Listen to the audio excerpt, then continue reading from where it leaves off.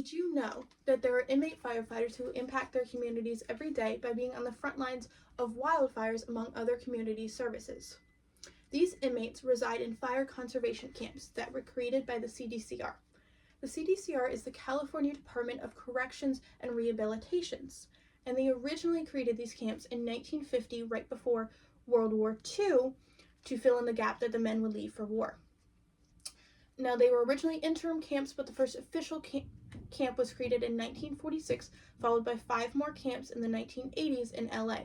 From there, they've expanded to many different communities. Listen to this quote titled "We're Silent Heroes" by Taryn Vanderpool in the Prison Journal. Quote, "We were on the news. It was my first fire and we were on the news. And there was this lady and she goes, 'There was a 30-man crew out here.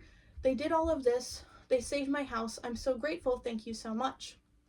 The next day, the lady was on the news and she goes, 'There was this 30-man crew out here. Come to find out, they were all inmates. If that were the case, I wouldn't have wanted them here.'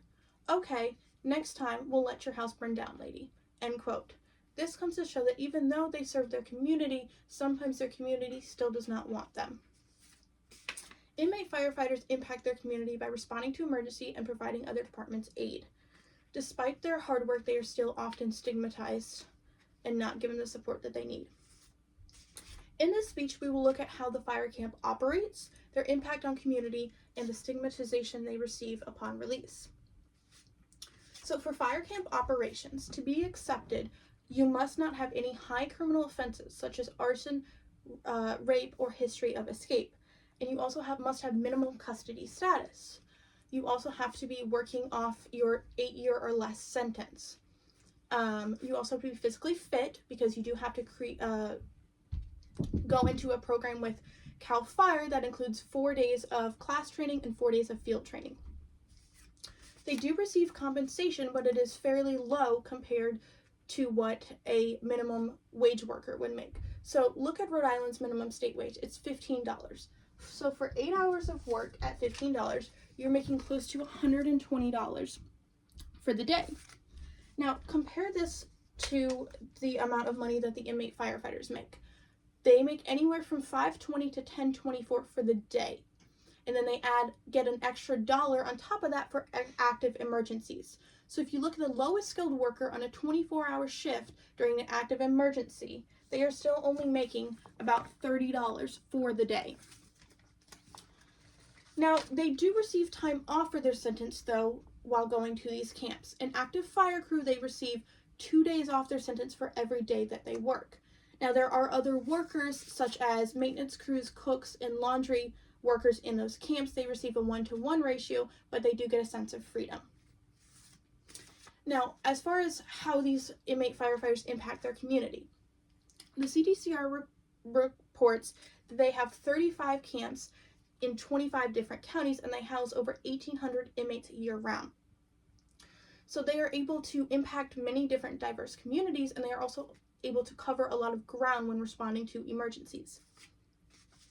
So they respond to wildfires, floods, and search and rescue, but they also help in community efforts such as flood suppression, local park restoration, and even sometimes historical restoration. Time magazine also reports that even today there are over 1,000 inmate firefighters helping to fight the LA fires we are seeing on the news. They also save their communities time and money. According to Dana Rogers in a correction forum labeled "California Inmate Firefighters," they save taxpayers almost $100 million per year on top of saving them 7 million community services hours per year. They also do this in detriment to their health. Time magazine reports that they are more likely to suffer from injuries and smoke inhalation than their non-incarcerated firefighter counterparts. So knowing that how they're making this impact on the community, let's look at how the stigma is defining them. Merriam-Webster Dictionary defines stigma as to describe or regard something such as a characteristic or a group of people in a way that shows strong disappointment. So Vanderpool reports that during and after release, because of stigma, a lot of these inmates are met with social hostility, and that leads to a lot of shame for them and a loss of their dignity. But Vanderpool also reports that studies show that when the stigma is released from them, and they're shown with respect, that dignity comes back. It increases rehabilitation, and it also makes these inmates want to join back into their community and into society. So, stigma in jobs. When they are released on parole, they can enter into an 18-month program in Ventura County that lets them get forestry and wildfire skills, but also reentry skills. But even after receiving that training, it can still be an uphill battle to receive jobs. Many of them are not able to get jobs in their field, whether that be firehouses, CAL FIRE, or United States Forestry Services, just because of criminal records, prejudice, and other obstacles they face. There is headway being made on this, though. As early as September 11, 2020, Governor Gavin Newsom has signed a bill into effect that would allow these parolees to petition an expedited expungement release, which means that they are able to get their criminal record away from them faster so that they are able to apply for jobs in their trained field a lot easier and receive employment upon release. So, in review, we have looked at how these fire camps operate. We've looked at how they are impacting their communities, and we looked at how stigma can affect them when they are trying to get jobs upon release.